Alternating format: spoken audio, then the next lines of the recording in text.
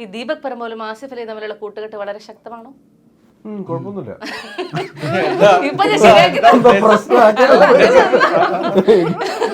ഈ ഇന്റർവ്യൂ തൊട്ട് മുന്നേ അതിനൊരു പ്രശ്നമായിരുന്നാ മതി. അതാണ്. അപ്പൊ ഈ ആസിഫ് അലി എന്ന് പറയുന്ന നടൻ, ആ മികച്ച നടൻ പറഞ്ഞു തന്നിട്ടുള്ള 2 അഡ്വൈസുകൾ എന്താണ്? ഒന്നുമില്ല, അങ്ങനെ ഒന്നും പറഞ്ഞൊന്നുമില്ല. ആണോ? അങ്ങനത്തെ കാര്യങ്ങളൊന്നും ഞങ്ങൾ സംസാരിക്കാറില്ല. ഉപദേശിക്കാനൊക്കെ നല്ല ശക്തി അങ്ങ് ഇല്ലാണ്ടാവും. അപ്പൊ അതിനല്ല അങ്ങനെ നിന്നോട്ടെ. ഇവരുണ്ടെന്ന് അറിയുമ്പോ ഒരു സന്തോഷമാണ് സിനിമയില്. അതെ, അതെന്തുകൊണ്ടാണ് ആ ഒരു ഒരു പ്രത്യേക സുഹൃത്ത് അടുത്തുണ്ടാവുക എന്ന് പറയുമ്പോൾ നമുക്കൊരു സന്തോഷമില്ലേ? അല്ല പിന്നെ മറ്റേ ബഡ്ജറ്റ് കോടി അറിയില്ലേ?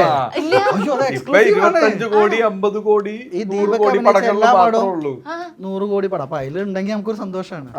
Oh my God. കോടി ക്ലബുകളുടെ കൂട്ടുകാരൻ ദീപക് പറമ്പോൾ. അറിയില്ലായിരുന്നോ? ഇല്ല. ആളെ വേണ്ടത്ര പരിചയം